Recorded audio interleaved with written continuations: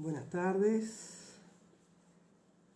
¿Qué tal? Elsa, Alberto, Sandra, Juan Andrés, Marian, Virgi, Mirta, Adriana. Hola, teacher, Leonor, Javi, colega, ¿cómo andás? Gina, otra teacher, María Inés. Tenemos una gastroenteróloga también en el team. Y les cuento que Ana ha sido la practicante más joven de todas. Su padre, Alejandro, practica con nosotros ya hace un tiempo. Y me dice que le ha ido muy bien con esto del parto, que puso en práctica todo lo que había aprendido.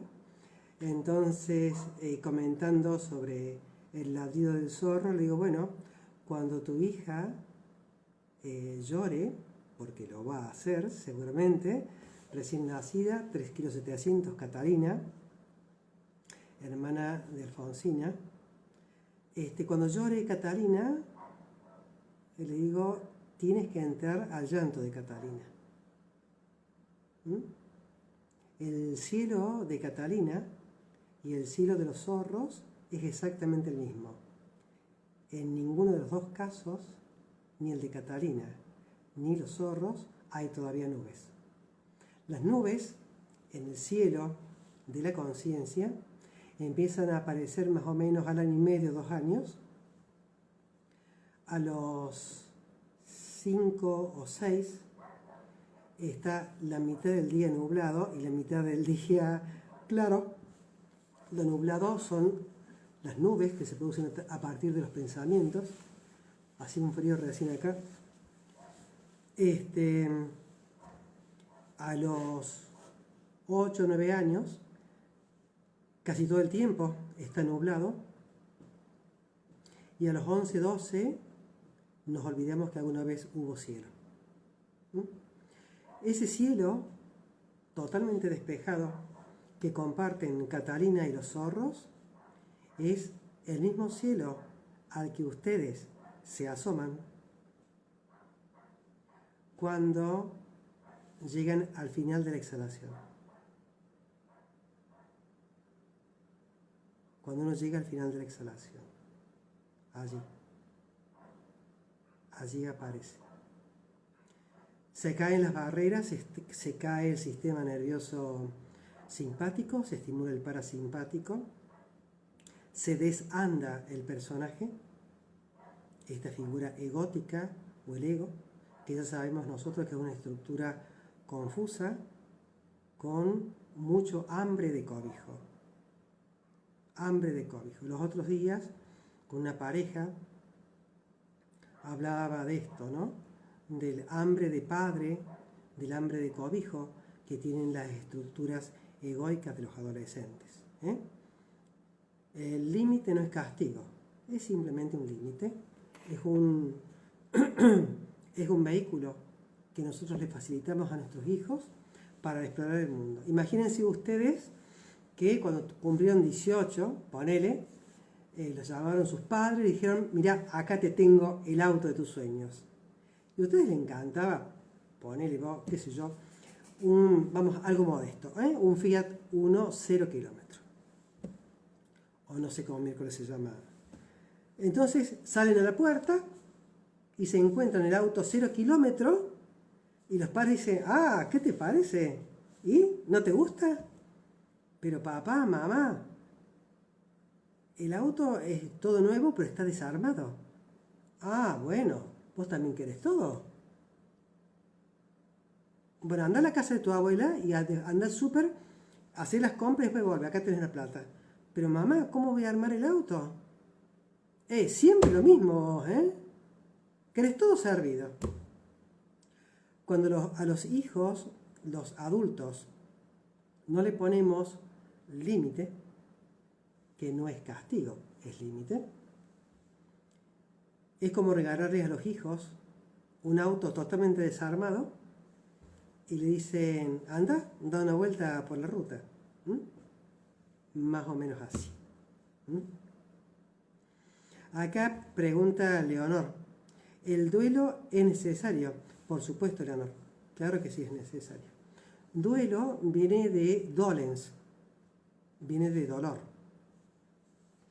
El duelo forma parte de la estructura cognitiva sana que todos tenemos. ¿Es normal que estés triste cuando ha fallecido alguien que vos quieras? Por supuesto que sí. Por supuesto que sí. ¿Será normal que no tengas ganas de salir? Por supuesto que sí. Por supuesto que sí. Ha muerto mi abuelo y por ahí me doy vuelta y creo que está ahí. ¿Es normal? Por supuesto que sí. Eso forma parte de la normalidad. No es que sea un fantasma, por supuesto, pero la sensación de presencia está allí. Y es necesario que el duelo sea atravesado de un modo sano. ¿Mm? Un modo sano significa no apegado, no aversivo y no ignorante. Perdón. No apegado, no aversivo y no ignorante. Y si no es apegado, ese duelo va a ser ecuánime. ¿Qué es el ecuánime, Julio? Ni muy muy, ni tan tan. Eso es la ecuanimidad. No va a ser apegado, dijimos. Por lo tanto, va a ser ecuánime. No va a ser aversivo, por lo tanto, va a ser compasivo. Y no va a ser ignorante, por lo tanto, va a ser sabio. Entonces, un duelo que sea sabio, compasivo y ecuánime significa que lo estás transitando y bien. ¿Cuánto es lo que va a durar un duelo? Los autores no se ponen de acuerdo. Dicen que entre 6 meses y 2 años. Manéjenlo ustedes. Nadie se pone de acuerdo todavía. Sí hay fases del duelo. Hay fases.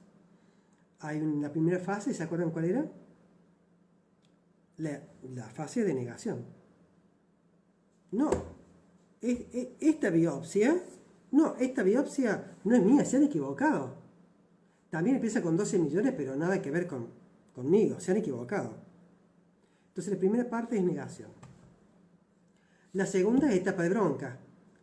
¿Por qué mierda me pasó esto a mí? ¿Qué yo habré hecho para merecer esto? ¿Cómo puede ser que Dios me castigue de ese modo? Y los vecinos van a decir, algo habrá hecho. Algo habrá hecho. ¿Mm? Después vamos a volver en un ratito sobre algo habrá hecho o por qué Dios me castiga de este modo. Luego hay distintas clasificaciones, pero así rápido. Luego hay una fase después se había cortado. Después de la etapa de negación, dijimos, está una etapa que es de enojo o rebeldía, donde estoy chinchudo, me enojo por esto, por lo otro. Luego aparece una etapa de tristeza, luego una etapa de aceptación y luego una fase de reconciliación. ¿Qué es lo que sucede con el duelo? Generalmente uno, posiblemente vos, no sé si lo que dices es así, Leonor, uno se refiere a alguien que ha muerto. Entonces, la persona, los deudos, los que han sobrevivido a la persona que ha fallecido, a partir de allí comienza el duelo. Bueno, este es un concepto absolutamente perimido, reviejo, y por favor no lo usen, sobre todo los colegas que me están mirando. El duelo no comienza cuando la persona se muere. El duelo comienza cuando la persona deja de hacer lo que antes hacía, lo que antes podía hacer. Allí comienza el duelo.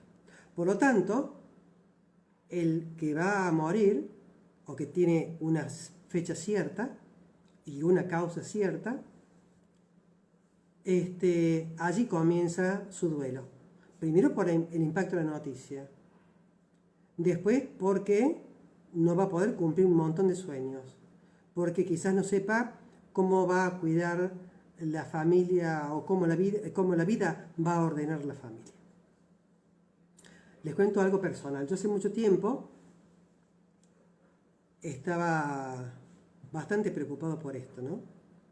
Y un día, charlando con Daniel Terraño, un maestro zen, estábamos comiendo acá una pizza en casa, charlando con él, me dice, bueno, charlamos de todo un poco, ¿no? Y me dice, no te preocupes que sin vos van a caminar igualmente. Fue absolutamente liberador. Es más, los que me conocen o han estado en retiros aquí en casa, saben que la cocina siempre está escrita con un montón de frases, cada tanto las borro.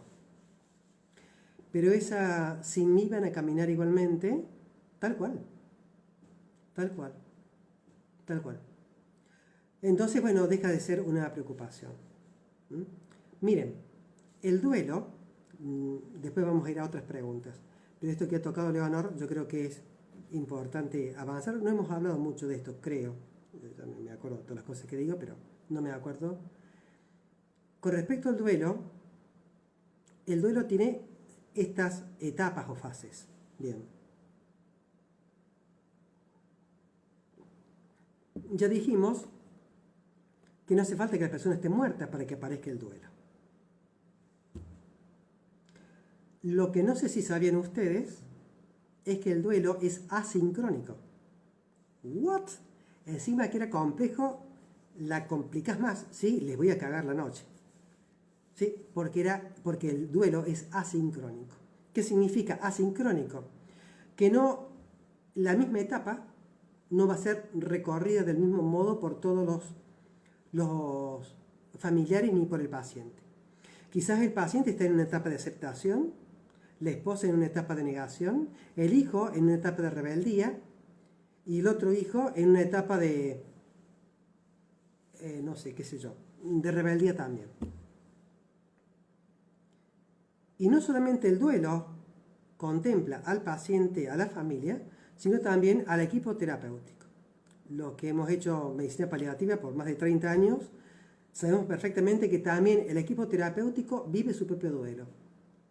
Y es importante las reuniones en equipo para ver dónde está ubicado cada uno de los profesionales con respecto al paciente. Porque de nada nos sirve de que la enfermera tenga en claro cuál es el derrotero del paciente y el médico genere todo un encarnizamiento terapéutico porque no se banca que no se pueda hacer nada. Esa palabrita, no se puede hacer nada, es un espanto. Es un espanto.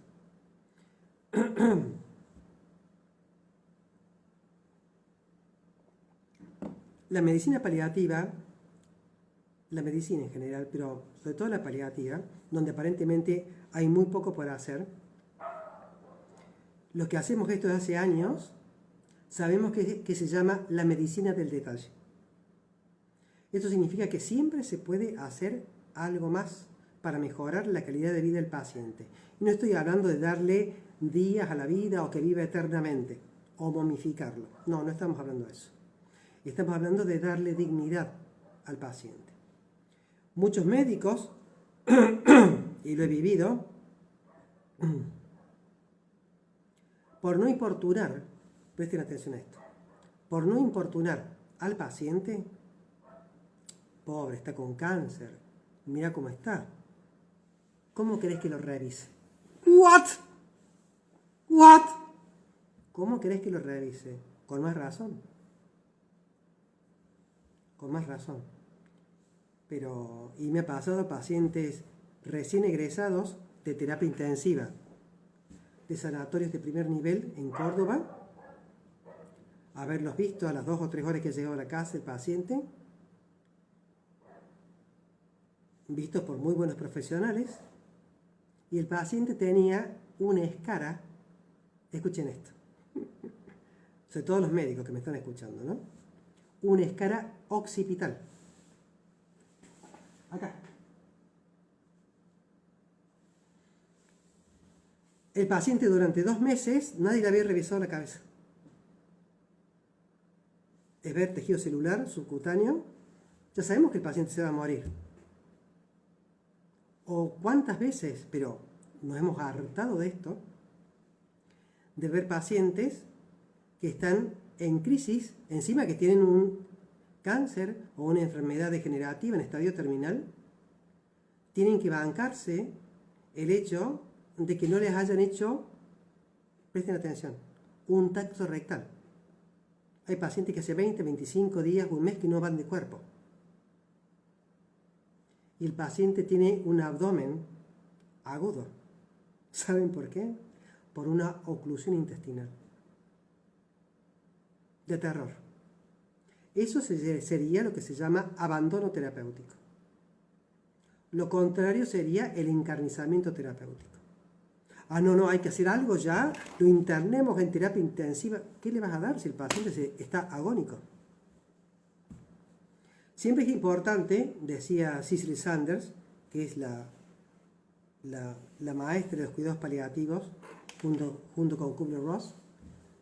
Cicely Saunders decía en los hospices en Londres que un experto, bueno, se volvió a conectar. Les decía que Cicely Saunders, una señora que fue enfermera y luego médica, esta mujer muy meritoria de su parte, decía que un experto en cuidados paliativos no es aquel que sabe más, sino aquel que sabe y es capaz de sentarse a la cabecera del paciente y, a pesar de que se siente inadecuado, dar una respuesta proporcionada a la situación del paciente. Ese es un verdadero experto en cuidados paliativos. Bueno, era la pregunta que había hecho, no me acuerdo, Leonor, creo. Acá Ricardo pregunta, a veces siento que pensar de la manera que describes con respecto a los hijos es egoísmo. No sé a qué te refieres, Ricardo. ¿A pensar de qué modo? No te sabría decir. Bueno, entiendo la pregunta. Vamos con otra, si es que hay alguna otra. Acá dice Nico, deberían estelar todo esto en la primera... deberían enseñar todo esto en la escuela primaria, sí. En Inglaterra, desde hace 3 años, desde el Ministerio de Salud, se bajó que mindfulness desde jardín de infantes para arriba. Desde jardín de infantes para arriba. Todo el mundo practica mindfulness. Y donde les hizo muy bien fue en el Congreso, en la Cámara de los Lores y de los Comunes. Les ayudó un poco, se ve. Acá no vendría mal tampoco. Dice Adri Carosela, desde Catamarca, por supuesto. El ego sería como tener otra persona dentro tuyo. Ponele, si vos quieres. Es el personaje, Adri. ¿Cómo te mostrás vos al mundo? Ese que se enoja, ese que critica, ese es el personaje. Y ese es el ego al que nos referimos. No estoy hablando de personalidades múltiples, ¿no? Onda película de terror. Bueno, aquí no veo otra. Está Claudio. Acá dice Ricardo. Gracias, Richie. Ricardo también es un antiguo practicante. Dice que había dicho esto de los hijos. Y aquí aclara, a dejar de ocuparme de su futuro en caso de que ya no esté. Pero por supuesto que nos vamos a ocupar de nuestro futuro, del futuro de los chicos. Pero eso obviamente que también yo lo hago. Pero una cosa es ocuparnos y otra cosa es vivir preocupados. Son dos cosas distintas. Si queremos ocuparnos, nos ocupemos. Ahora, si queremos preocuparnos y después echarle en cara que nos pasamos toda la vida haciendo mala sangre porque los chicos esto, los chicos lo otro, los chicos a una determinada edad ya no son responsabilidad tuya. No son responsabilidad tuya. Nos guste o no nos guste. Entonces, por los hijos, pero por supuesto. Pero con un límite. Yo te doy estas herramientas, esto y esto. Lo que tenemos que hacer nosotros los adultos, aparte de ocuparnos, por supuesto, responsablemente de nuestros hijos y no de su futuro, sino de darles las herramientas para que ellos se consigan el futuro. Porque si les damos pescado y no les enseñamos a pescar, fuimos. Yo el primero de ellos. Es importante entonces no ir por delante del deseo de los hijos. No vayan por delante. Toleren, y muchos de ustedes me han escuchado esto, cuiden el silencio. Cuando ustedes quieran ir por delante del deseo de los chicos, ay, ¿por qué no sé esto? ¿Por qué no sé esto otro? ¿Por qué no sé esto otro? ¿Por qué no sé esto? Y te van a decir los chicos, ay, corta la papá, corta la mamá. Siempre lo mismo. Dejen que el malestar en el chico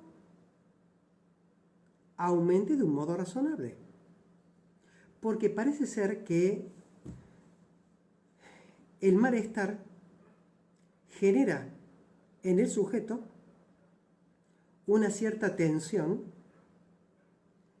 un cambio en una especie de medio interno en el cerebro, favorece la neuroplasticidad y si no hay malestar, te cuento una cosa, no hay crecimiento.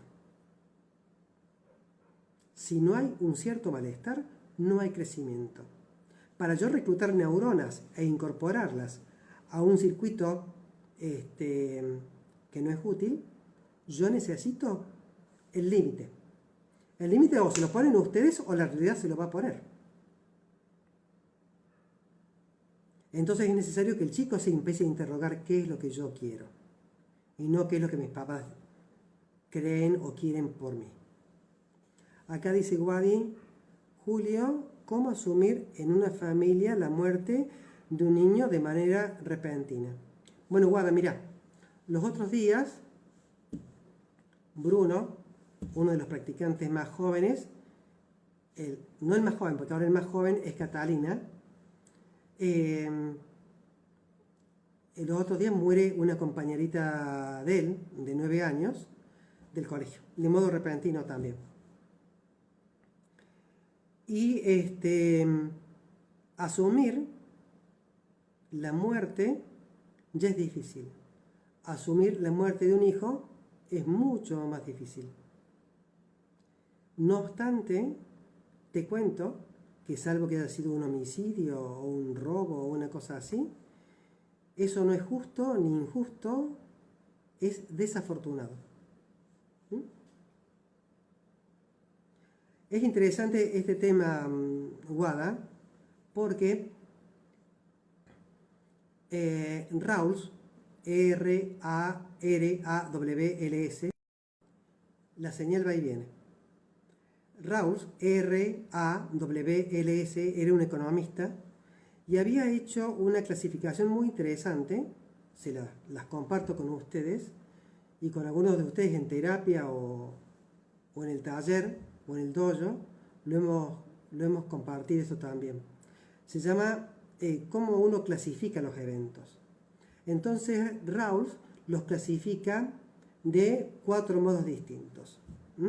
Yo les pregunto a ustedes, y dejo abierta la pregunta aquí al grupo, que Maradona facture por cada aparición en Instagram $10.000.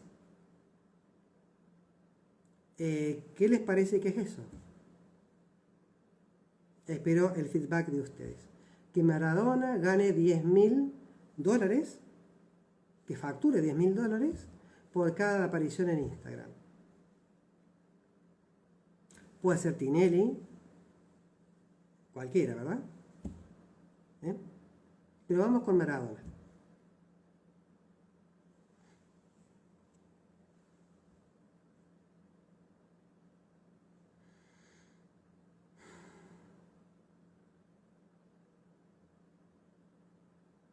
Acá dice Elsa, una locura, afortunado, ridículo, injusto, bien por él. Mirta, injusto. Adriana, un horror, no es un ejemplo de nada, es un despropósito. La opinión no es juzgarlo, es innecesario, se lo ganó a él, dice Juan Carlos. Zulema, una injusticia, es afortunado. Hola Titi. A mí no me afecta, dice Alberto, Richie. Él puede facturar lo que crea conveniente. ¿Qué dice acá? Mónica, se lo merece. Alejandro, una locura. es oferta y demanda. Bien, les voy a contar algo con respecto, hola Carlitos, con respecto a qué es lo que decía Rawls. Muy bien, Sandra, es lo que es. Rawls decía que los eventos deben ser clasificados en justos, injustos, afortunados y desafortunados. Justos, injustos, afortunados o desafortunados. Ahora les pregunto por el caso que presentó Wada recién. Wada comentó sobre la muerte de un chico de modo repentino. Supongamos nosotros por una meningitis. Espero el feedback de ustedes. ¿Qué dirían que es eso?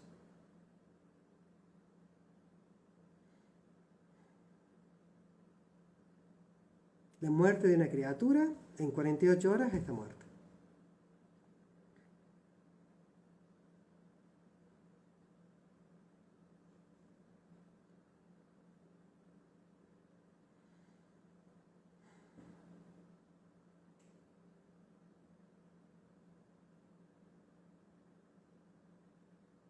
Creo que van entendiendo por dónde pasa la cosa, ¿ven? Imagínense ustedes si yo no les hubiese dicho nada. Hubieran puesto tanto Maradona como la muerte de la criatura como algo injusto. Ninguno de nosotros viene con un certificado de supervivencia bajo el brazo, con una fecha de caducidad. Que muera una criatura de 15 días en la cuna, o de 9 años como la compañerita de Bruno, o como esa criatura, o como el abuelito o el papá de una amiga mía los otros días de Adriana, con Alzheimer y con 90 años. Son hechos simplemente. ¿Es desafortunada la muerte de una persona? Por supuesto que es desafortunada. ¿Era esperado? No, no era esperado. Pero eso no es injusto. Eso es desafortunado. Que Maradona gane y emita factura por cada presentación que hace en Instagram, primero, que es afortunado, porque tener un culo así es afortunado. Pero a su vez es justo porque él da factura, porque se ajusta a norma. ¿Qué cosas son injustas? Que te roben, que prestes plata y después no te la devuelvan.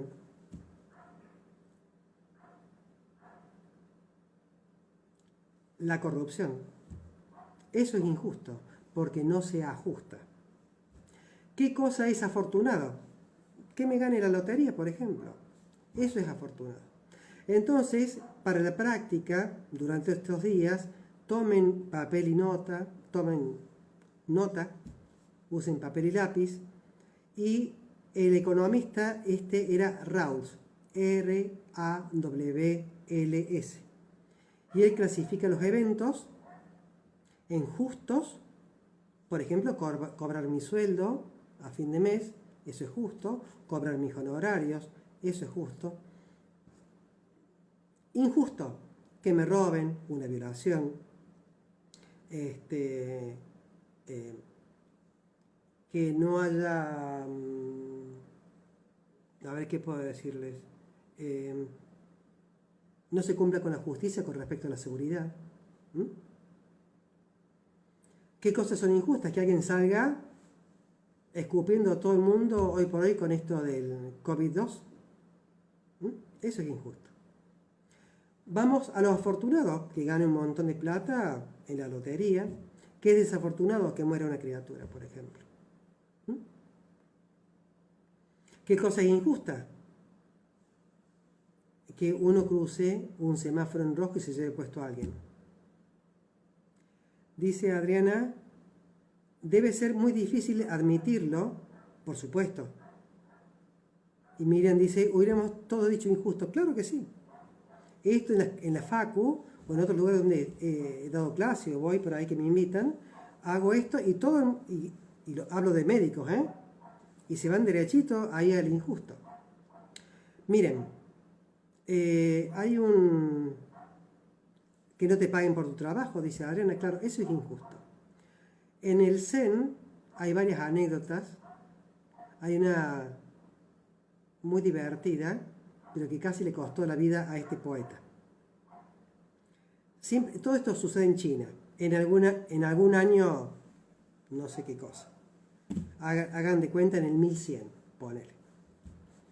Entonces la dinastía festejaba un aniversario. Y el emperador lo manda a llamar a este especie de Borges iluminado de las letras y le dice, escúchame Borges, quiero que me prepares una poesía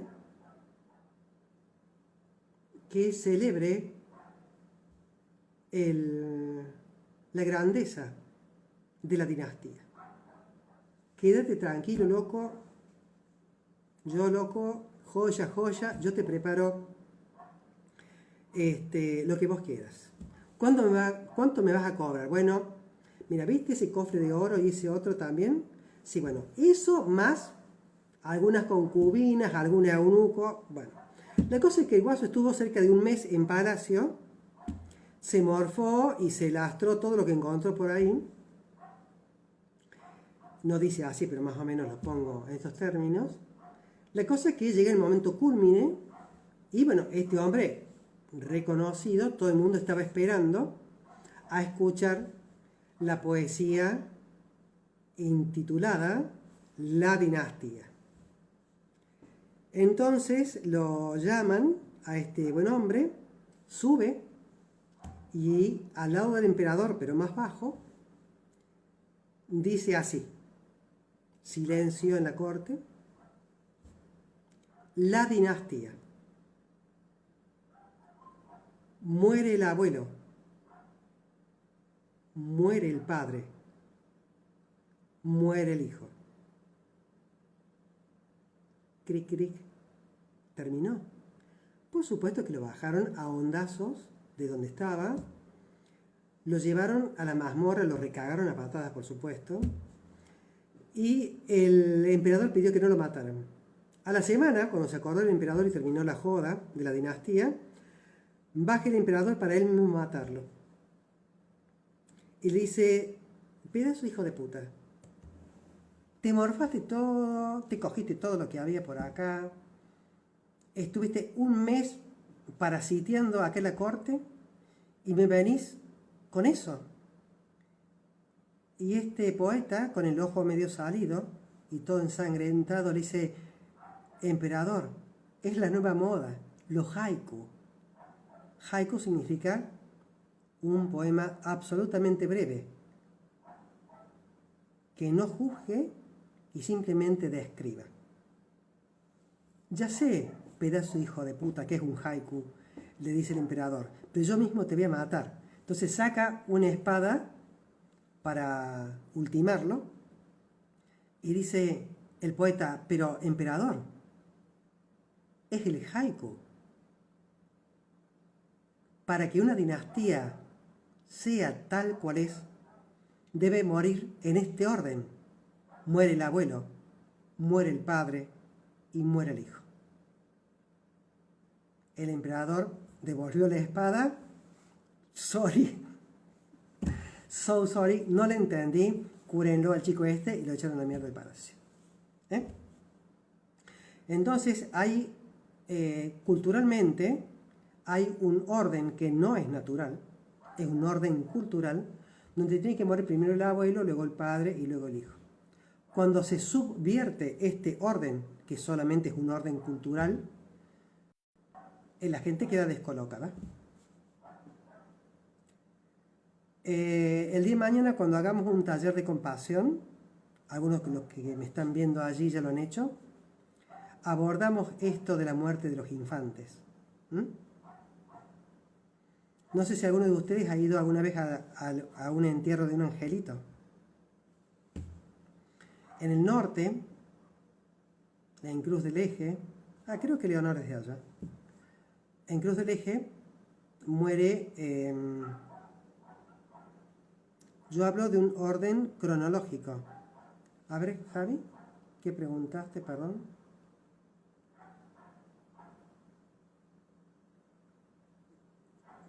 Ay, Javi, me comí tu pregunta.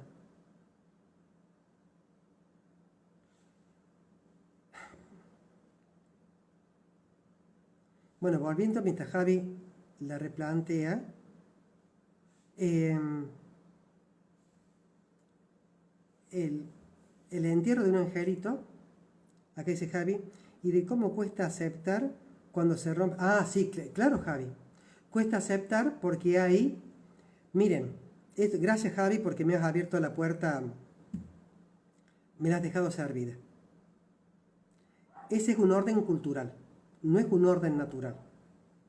La cultura espera que se muera el abuelo, el padre y el hijo, que más o menos va con lo natural, pero no siempre es así. No siempre es así. Mis abuelos, mi abuela tenía 13 hermanos y mi abuelo 18. De los 13 llegaron 6 o 7 y de los 18 llegaron 5. El 50% de los chicos moría antes de los 5 años. El 50%.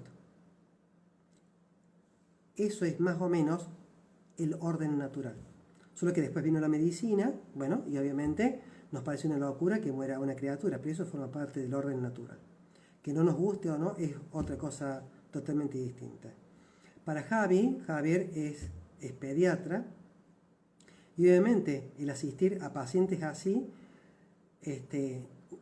lo que menos uno se va a sentir es confuso. Fíjense esto.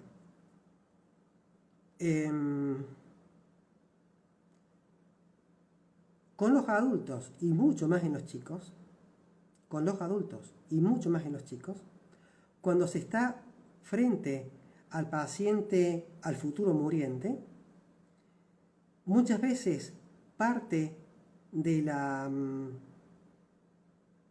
mala praxis, por decirlo de algún modo, es que el mismo operador, médico, enfermera, fisioterapeuta, fonoaudiólogo, familiares o padres, no es que no toleren la muerte de la criatura.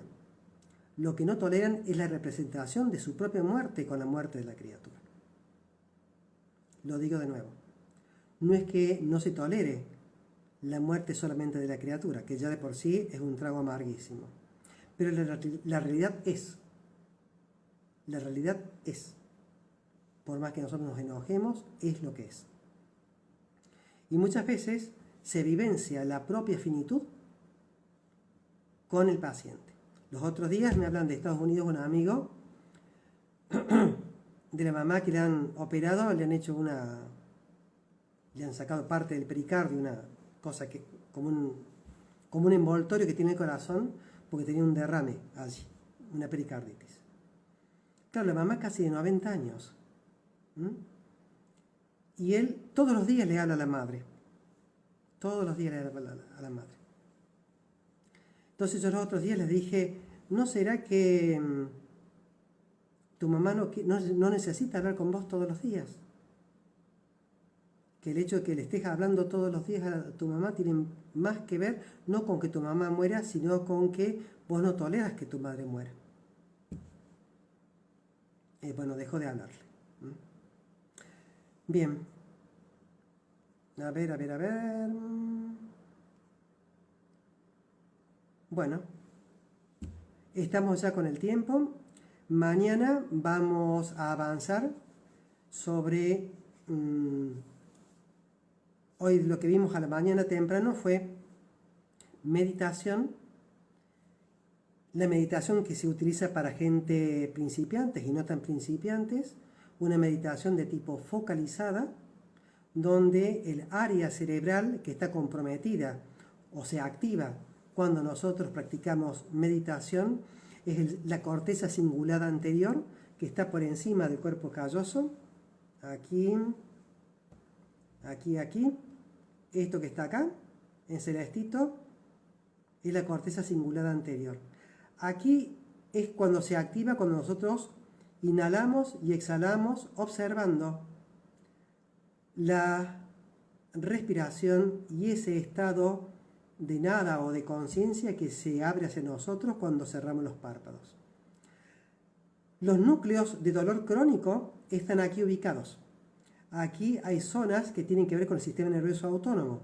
Por eso la tensión arterial y la frecuencia respiratoria, junto con la frecuencia cardíaca, disminuyen. Manejar esta área, las áreas, fíjense ustedes, les voy a contar algo, sobre todo a los médicos, a los colegas. Las áreas que tienen que ver con el dolor crónico no tienen nada que ver con las áreas del dolor agudo. Son dos áreas totalmente distintas. Por eso los fármacos que funcionan para los pacientes con dolor agudo no funcionan para los pacientes con dolor crónico. Por eso para los pacientes con dolor crónico, con o sin causa para el dolor crónico, es muy importante las prácticas atencionales focalizadas, como por ejemplo en la exhalación, para reducir el sufrimiento. ¿Cómo se afronta una injusticia desde el mindfulness? Pregunta aquí Juan Andrés. Juan Andrés, el mejor modo de afrontar una injusticia, primero, es no caratulando la injusticia. Esto que yo digo, afortunado, desafortunado, justo, injusto, sirve únicamente para que lo comprendan un poco más. Pero ni siquiera eso, ni siquiera le pongan ese adjetivo. Entonces, cuando uno observa una realidad que por una cuestión compasiva no va con los valores de uno, lo que uno tiene que hacer es generar acciones para que haya otra realidad en el futuro que sea distinta. Un modo de modular la injusticia, Juan, es no juzgando. Es lo que se llama monitorización abierta. Un cordial saludo. Chao, Clau, Alberto, Valeria, Adriana. Un cordial saludo a todos y nos estamos viendo para mañana a las 11. Chao, chao.